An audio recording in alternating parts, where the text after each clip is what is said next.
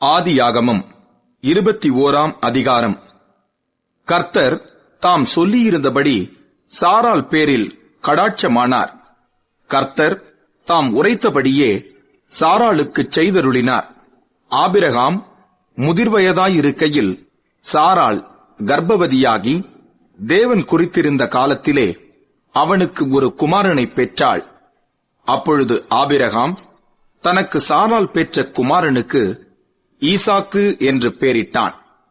தன் குமாரனாகிய ஈசாக்கு பிறந்த 8ஆம் நாளிலே ஆபிரகாம் தனக்கு தேவன் கட்டளையிட்டிருந்தபடி அவனுக்கு விருத்த சேதனம் பண்ணினான்.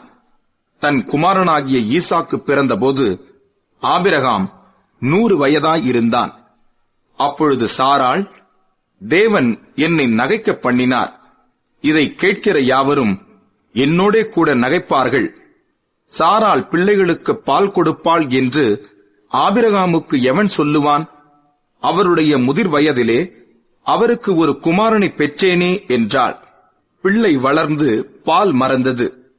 ஈசாக்கு பால் மறந்த நாளிலே ஆபிரகாம் பெரிய விருந்து பண்ணினான்.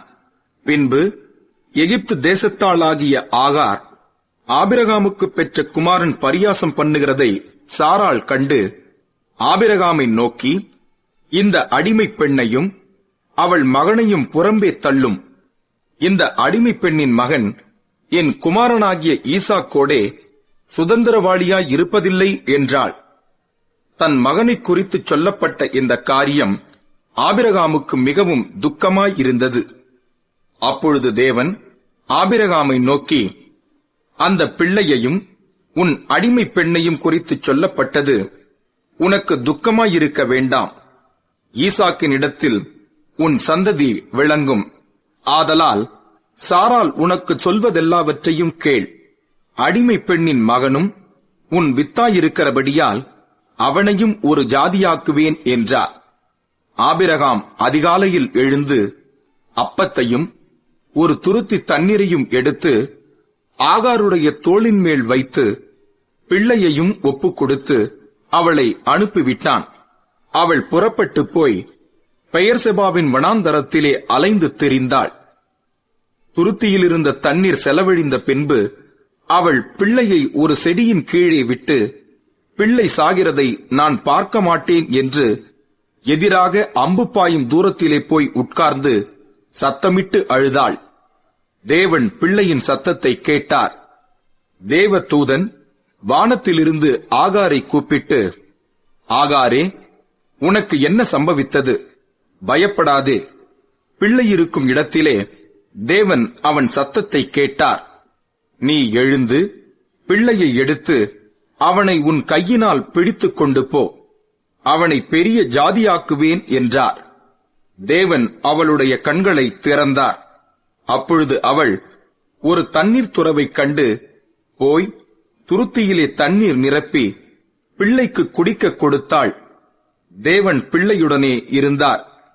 அவன் வளர்ந்து வனாந்தரத்திலே குடியிருந்து வில்வித்தையிலே வல்லவனானான்.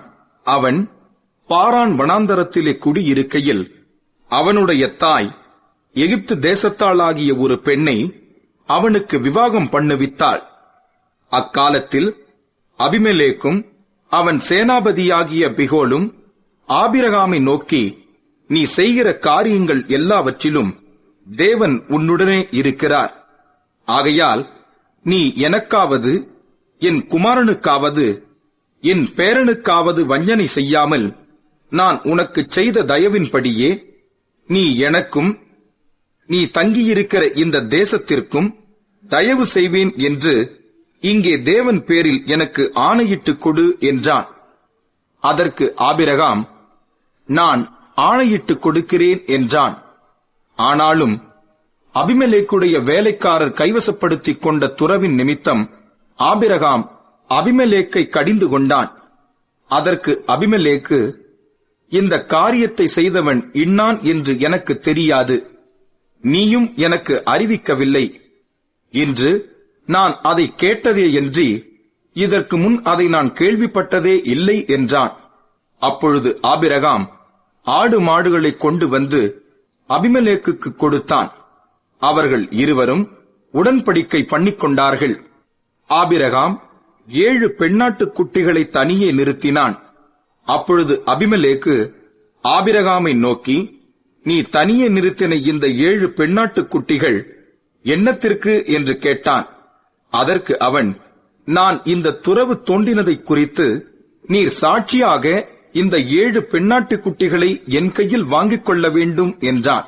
அவர்கள் இருவரும் அவ்விடத்தில் ஆணையிட்டுக் கொண்டபடியால் அந்த இடம் பெயர்செபா எண்ணப்பட்டது. அவர்கள் பெயர்செபாவிலே உடன்படிக்கை பண்ணிக்கொண்ட பின் அபிமெலேக்கும் அவன் சேனாபதியாகிய பிகோலும் எழுந்து பெலிஸ்தருடைய தேசத்திற்கு திரும்பி போனார்கள்.